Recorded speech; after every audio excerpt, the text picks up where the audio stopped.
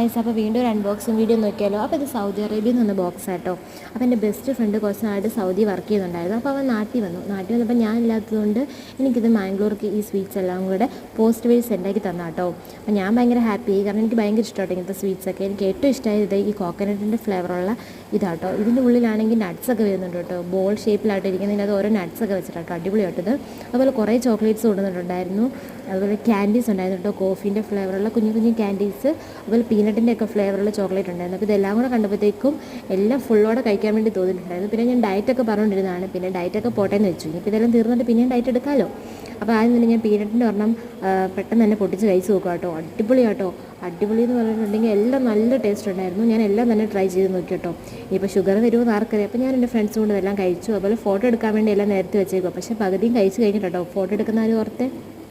പിന്നെ അതേ ഒരു പെർഫ്യൂമും കൊണ്ടുവന്നിട്ടുണ്ടായിരുന്നു. അടിപൊളി ഫ്രേഗ്രൻസ് ആട്ടോ. അപ്പോൾ ഇത്രയുള്ള ഗൈസ് വീഡിയോ.